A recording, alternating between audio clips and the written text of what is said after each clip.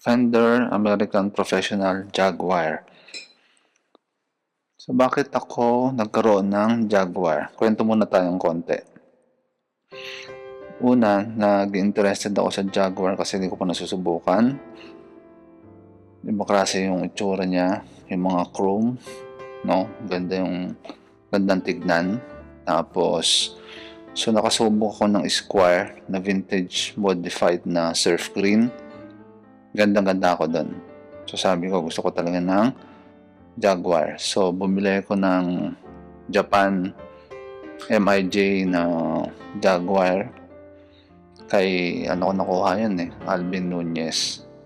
So maganda rin yun. Nagustuhan ko, sabi ko, gusto ko na talaga ng Jaguar. Janimar pa nga sana yung kukunin ko Kaya lang, may nakita ko nakapost na ganito, American Professional. Tapos yung chinecheck ko, halos Janimar na rin naman. Similar sa Janimar signature yung specs. Yung neck profile, yung switching, halos pareho sila ni Janimar.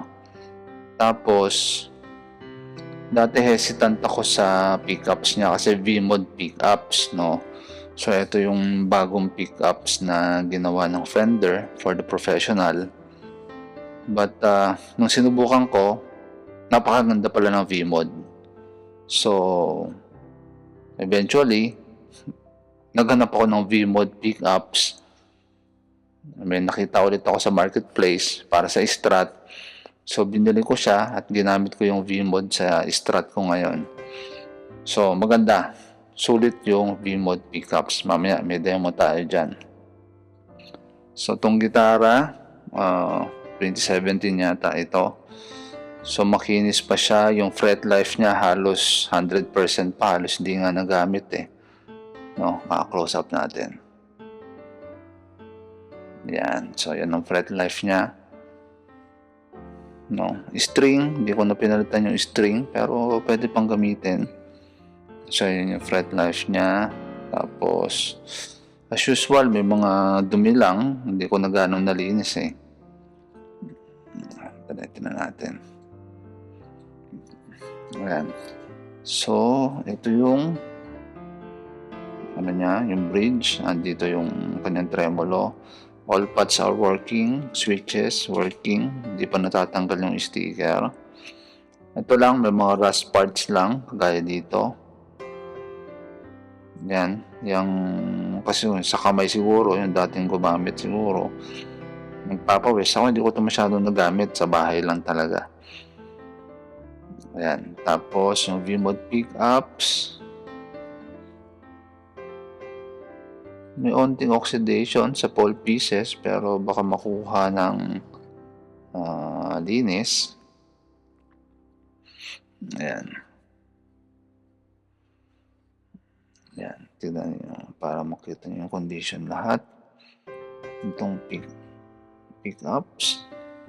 So working lahat yung pickups. Ayan. Sa body naman, goods pa rin, bedding lang ditong konti. Ayan, halos hindi siya halata.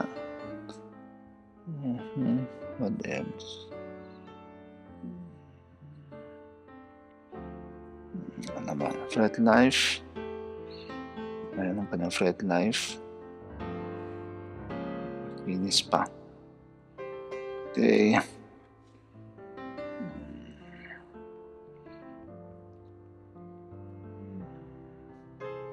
Babawas ako ng gitara, kaya ako siya binibenta. Dahil ayan, ito yung mga nakalabas. Tapos meron pa dun sa loob at sa kabilang kwarto. Kailangan ko lang talaga magbawas at mag-dispose. Nakalocking na yata ito So ito siya. Sana nagpo-focus. Sa likod naman, sa likod. Yan.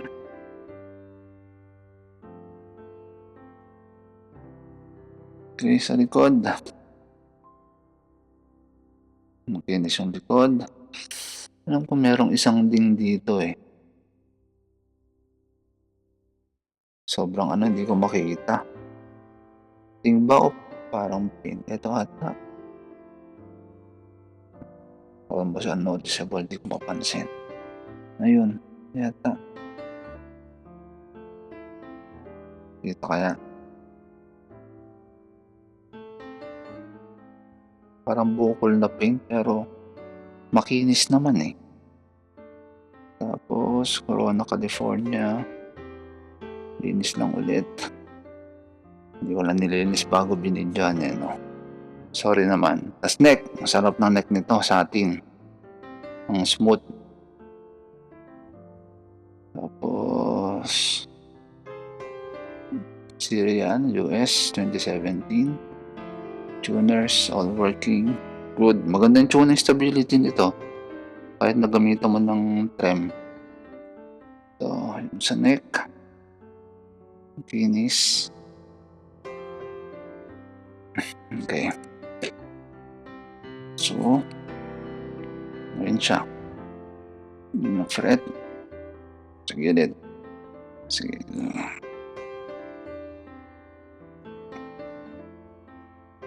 Yun. Focus naman.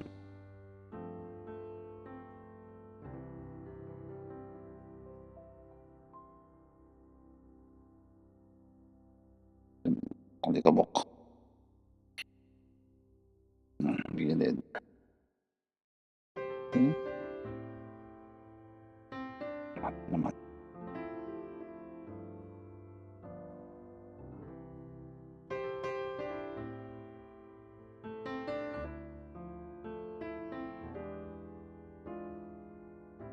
Oops. Tapos, ito yung kanyang mga gamit. Bar. Tapos, certificate. Okay. Tapos, yung kanyang locking. Ayan. Tapos, pouch.